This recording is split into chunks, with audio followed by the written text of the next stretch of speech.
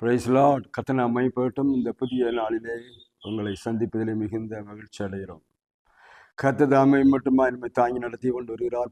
ஒவ்வொரு நாள் காலை வேளையிலும் புதிய புதிய வார்த்தைகளை கொடுக்கிறார். இந்த நாளிலும் ஒரு புதிய லோகோஸ் வார்த்தையை உங்களுக்கு கொடுத்து உங்களை ஆசீர்வதிக்கும்படி கர்த்தர் நம்மளை அனுப்பின அப்படின்னாலே இப்பொழுதும் உங்களுக்கு ஒரு வார்த்தையை சொல்லி செபிக்க விரும்புகிறோம்.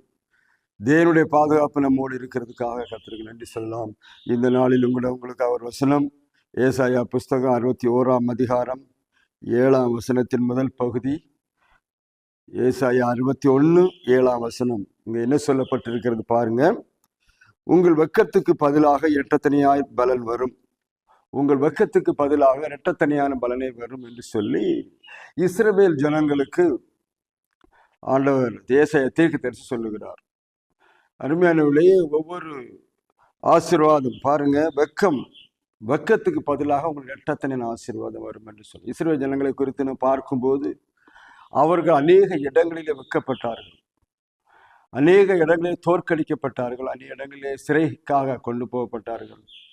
வடக்கே இருந்து வருகிற அசிரியனாலே பிரச்சனை, தெற்கே இருந்து வருகிற பாபிலோனிய அரசர்களாலே பிரச்சனை, இப்படி பல விதங்களிலே பிரச்சனை, சுற்றி இருக்கிற ஜனங்களாலே பிரச்சனை, சுற்றி இருக்கிற ஜனங்கள் அவளை வளைத்து கொண்டு அவர்களை அடிமைப்படுத்தி கப்பங்கட்ட வைத்து பல துன்பங்களுக்கு ஊடாக அவர்கள் சென்று கொண்டிருந்த காலங்கள். ஆனால் ஆண்டவர் ஒரு நிரந்தரமான ஒரு மீட்பை உண்டு பண்ண வேண்டும். இந்த அதிகாரம் 61 அதிகாரம் ஒரு தீர்க்க தரிசன அதிகாரமா இயேசு கிறிஸ்துவை பற்றி சொல்லப்பட்டிருக்கிறது. அவர் வரும்போது அவர் என்ன செய்வார் என்று சொல்லி சில காரியங்கள் இங்கே சொல்லப்பட்ட காரியத்தில் முதல் ஒரு பாயிண்ட் தான் நம்ம படிக்கிறோம். உங்கள் வெட்கத்துக்கு பதிலாக இரட்டத்தனியான பலன் வரும் என்று சொல்லி. இந்த வெட்கம் அவர்களுக்கு எங்கே இருந்து வந்தது? சோதனம். பாருங்க, ஏதேன் தோட்டத்தில் ஸ்டார்ட் ஆன வெட்கம் சோதனம். எப்பொழுது கர்த்தரை விட்டு தூரம் போனார்கள், எப்பொழுது கர்த்தருடைய வார்த்தையை விட்டு தூரம் போனாலும் அன்றைக்கே அவர்கள் நிர்வாணிகள் என்றும் வெட்கம் அவர்களை சூழ்ந்தது என்று பயங்கள் வந்தது என்றும் சொல்லி வேதத்தில் வாசிக்கிறோம். இதெல்லாம் வந்த போது அவர்கள் ஆண்டவரை விட்டு இன்னும் அதிகமாய் தூரமாய் போய் ஒழித்து கொண்டார்கள் என்று சொல்லி வேதத்தில் வாசிக்கிறோம். ஸோ அதனால இந்த இஸ்ரவேல் ஜனங்களுக்கு அந்த மாதிரி வெட்கங்கள்லாம் பல அனுபவங்களில் பெற்றவர்கள் தான். ஆனாலும் கர்த்தர் சொல்கிற ஒரு நம்பிக்கை என்னன்னா, இந்த வெட்கத்துக்கு பதிலாக உங்களுக்கு இரட்டத்தனியான ஆசீர்வாதம் வரும் என்று சொல்லுகிறார். இந்த நாட்களிலே அருமையானவர்களே, காலை வேளையில் கூட உங்களுக்கும் அதே ஒரு வார்த்தை கர்த்தர் சொல்லுகிறார். சோதர ஆண்டவர் இல்லாத சமயத்தில், கர்த்தருக்கு கீழ்ப்படியாத சமயத்தில், கர்த்தரை விட்டு தூரமாய் போன சமயத்துல எல்லாம் இந்த மாதிரி வெட்கங்கள் சூழ்ந்து கொள்ளும். எப்பொழுதெல்லாம் இஸ்ரவேல் ஜனங்கள் ஆண்டவரை விட்டு பின்வாங்கி போனார்களோ, தேவனுடைய சொல்லை கேட்காமல் யுத்தத்துக்கு போனார்களோ, எப்பொழுதெல்லாம் தேவனுடைய வார்த்தையை ஏற்றுக்கொள்ளாமல் இருந்தால் அப்பொழுதெல்லாம் முறியடிக்கப்பட்டார்கள், வெட்கப்பட்டார்கள், அவர்கள் ஆண்டவரை விட்டு தூரமாய் ஓடினார்கள், சோதர அழிவுக்குள்ளாக மாறினார்கள் என்று சொல்லி பார்க்கிறோம்.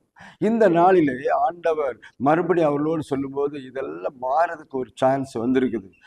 ஒரு பெரிய இரட்சகர் இந்த உலகத்தை படைத்தர் மறுபடியும் இங்கே வரப்போகிறார்.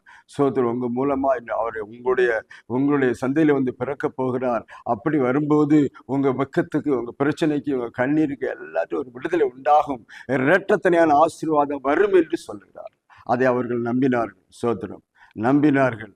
அதே போல கர்த்தர் பாருங்க, இயேசு கிறிஸ்து பிறக்கிறதுக்கு 700 வருஷத்துக்கு முன்னால சொல்லப்பட்ட தீர்க்க தரிசன வார்த்தைகள், அவர் 700 வருஷத்துக்கு பின்னாடி வந்து பிறந்தார், அந்த வாழ்க்கையை பெரிய மாற்றத்தை உண்டாக்கினார். இருள் இருக்கிற ஜனங்களெல்லாம் வெளிச்சத்தை கண்டார்கள், அவர்கள் வெட்கமெல்லாம் மறைந்தது, இருளெல்லாம் ஓடினது என்று சொல்லி நம்ம வேதத்தில் வாசிக்கிறோம்.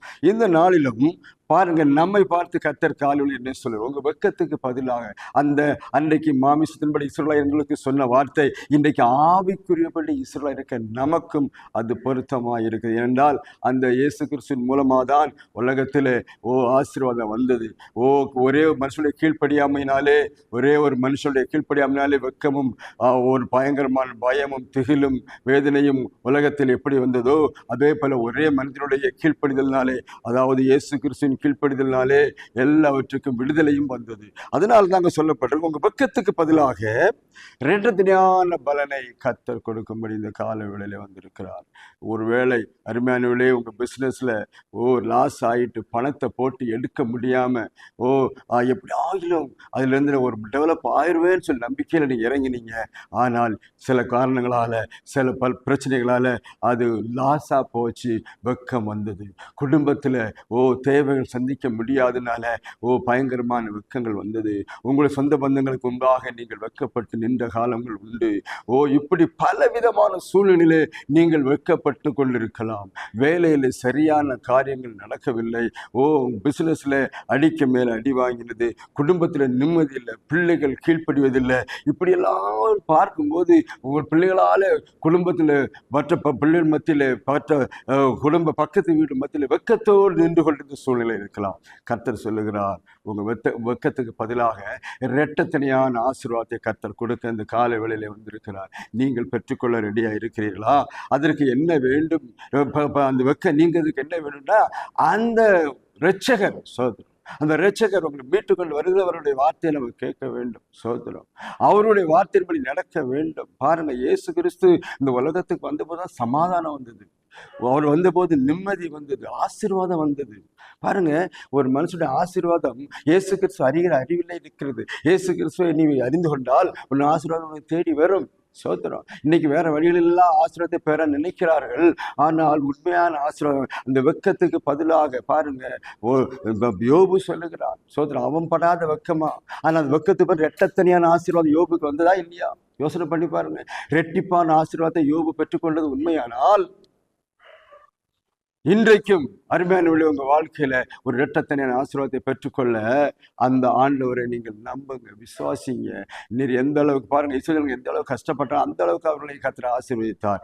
எந்த அளவுக்கு அவர்கள் துரத்தப்பட்டாலோ அந்த அளவுக்கு அவர்களை கர்த்தர் கொண்டு வந்தார். அவர்கள் உண்மையிலே இஸ்ரவேல் மக்கள் கர்த்தராலே சிட்சிக்கப்பட்டவர்கள், தவறு பண்ணும்போதெல்லாம் சிட்சிக்கப்பட்டவர்கள். இன்னைக்கு ஒருவேளை நமக்கு அப்படிப்பட்ட பிரச்சனைகள் இருக்கலாம். தவறு செய்வதால் சிட்சிக்கப்பட்ட ஆண்டவர் விடமாட்டார், மறுபடியும் உங்களை கொண்டு வருவார். ஏனென்றால் அந்த தண்டனை காலம் முடிந்த பின்பு மறுபடியும் கர்த்தருடைய ஆசீர்வாதம் தேடி வரும்.